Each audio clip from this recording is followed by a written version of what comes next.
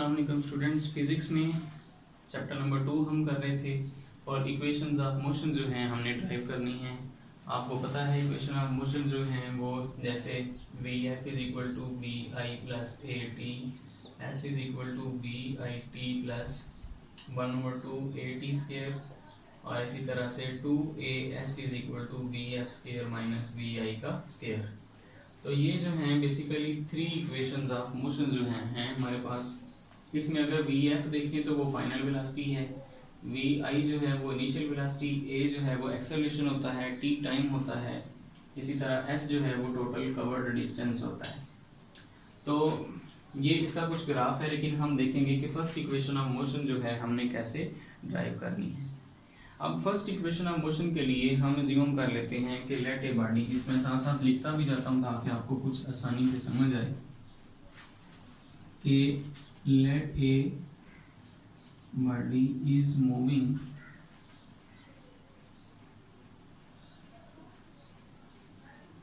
With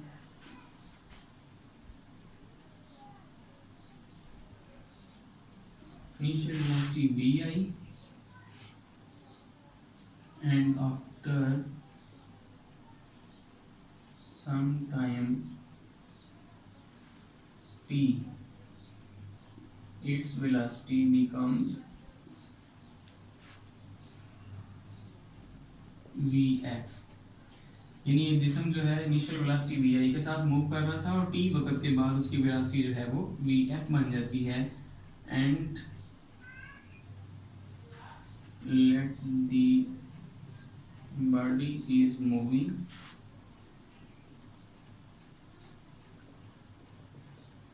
with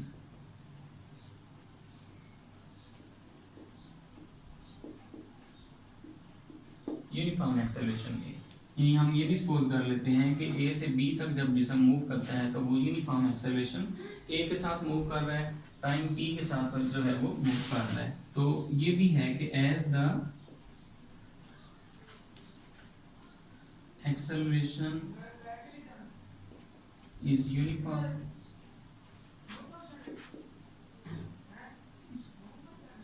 therefore it can be represented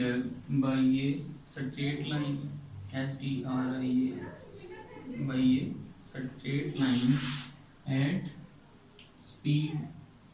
time graph. यानी कि क्योंकि जिसम यूनिफॉर्म एक्सेलरेशन के साथ मूव कर रहा था ए के साथ, इसलिए हम सपोज करते हैं कि स्ट्रेट लाइन में यूनिफॉर्म एक्सेलरेशन मतलब उसकी डायरेक्शन भी कम से कम चेंज नहीं हो रही होगी, और डायरेक्शन चेंज नहीं हो रही तो फिर वो स्ट्रेट लाइन में जा रहा है, और स्ट्रेट लाइन में जा रहा है तो फिर हम इसको स्पीड टाइम ग्राफ जो है इसके ऊपर जाहिर कर देंगे। अब यहाँ पे अगर आप देखें तो कुछ वैल्यूज जो हैं उसका समझना बहुत ज़रूरी है ग्राफ पे कि कैसे कोई वैल्यूज आ रही हैं। मसलन अब बी से लेके डी तक जो टोटल डिस्टेंस है वो यानी उसकी वेलोसिटी जो आ रही है वो वी एफ आ रही है, इसलिए बी डी की वैल्यू जो है वो हम वी एफ इस्तेमाल करेंगे। इसी तरह से और एक वैल्यू देखें ओ डी, तो ये वैल्यू जो है हमें टी के इक्वल दी हुई है, जबकि ओ ए जो है वैल्यू है असल में ये इधर से देखें तो सी डी जो है वो भी आ जाता है, यानी O D is equal to C D और ये वी आई के इक्वल दी हुई है। और इसी तरह से एक्सेलरेशन जो है वो भी इसमें इन्वॉल्व है।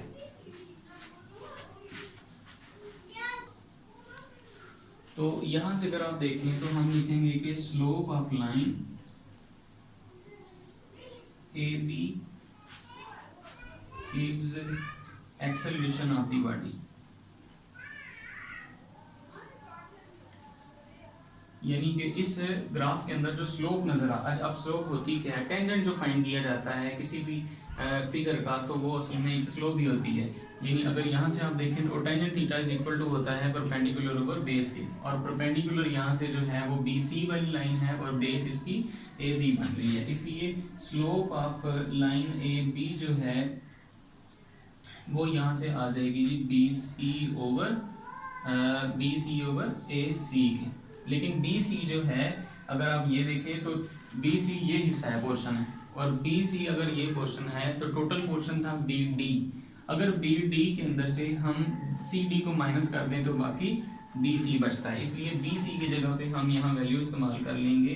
B D minus C D over A C जो है इसकी जगह पे ओ डी की वैल्यू है, यानी ए सी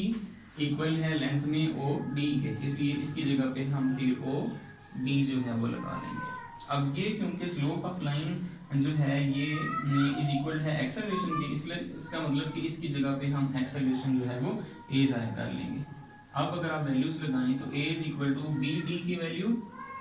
हमने लिखी इधर B F minus C D की value B I over O D की वैल्यू टी। अब ये टी जो है इधर आके साइड पे मल्टीप्लाई होगा और A T is equal to आ जाएगा B F minus V I के। अगर इसको भी उठा के साइड पे ले आए A T plus V I is equal to B F, या फिर अगर इसको सिंप्लीफाई करें जैसे बुक पे है तो V F is equal to आ जाता है V I plus A T के। तो ये हमारी जो है फर्स्ट इक्वेशन ऑफ मोशन बन जाती है। तो बेसिकली सीखा हमने क्या, एक रिव्यू इसका ले लेते हैं कि लेट्स सपोज कि बॉडी जो है वो मूव कर रहा है इनिशियल वेलोसिटी वी आई के साथ और टी वक्त के बाद उसकी वेलोसिटी वी एफ हो जाती है, और जिस्म जो है अगर यूनिफॉर्म एक्सेलरेशन ए के साथ मूव कर रहा हो तो यूनिफॉर्म एक्सेलरेशन की वजह से वो एक स्ट्रेट लाइन में मूव करेगा क्योंकि उसकी डायरेक्शन चेंज नहीं होगी, और जब वो एक स्ट्रेट लाइन में मूव करेगा तो स्पीड टाइम ग्राफ के ऊपर जो है हम उसको जाहिर कर सकते हैं। स्पीड टाइम ग्राफ पर जाहिर करेंगे तो जो स्लोप होती है किसी भी फिगर की वो असल में उसका एक्सेलरेशन, यानी इस फिगर की हम बात कर रहे हैं तो इसमें स्लोप जो है वो इज इक्वल टू एक्सेलरेशन है, और स्लोप इज इक्वल टू होती है परपेंडिकुलर ओवर बेस के। तो यहाँ पे स्लोप ऑफ लाइन हम लिखेंगे कि slope of line gives acceleration of body, therefore slope of line A B is equal to B C over A C के। अब बी सी की वैल्यू कैसे आनी है, टोटल लेंथ जो है वो बी डी के इक्वल है, और बी डी में से अगर आप सी डी को माइनस कर दे तो बाकी इसका ये पोर्शन बच जाता है, इसलिए B C is equal to हम लिखेंगे टोटल यानी कि बी डी और उसमें से माइनस कर लेंगे सी डी को। तो बी डी की वैल्यू जो है वो बी एफ के इक्वल, ओ डी की वैल्यू जो है वो टी के इक्वल, और ओ ए जो है इसकी वैल्यू वी आई है।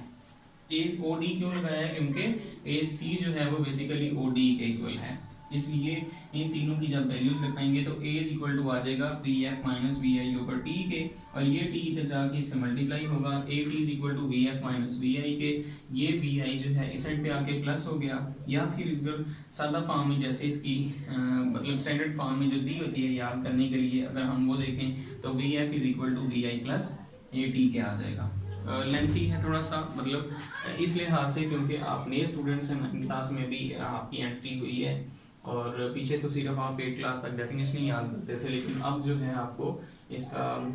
डिटेल से बताना पड़ेगा, इसलिए ये फर्स्ट इक्वेशन ऑफ मोशन आपके लिए बहुत अहम है। आप इसको करें थोड़ी सी, फिर इसको आपको समझ आ जाएगी। जो है कल इंशाल्लाह हम इसकी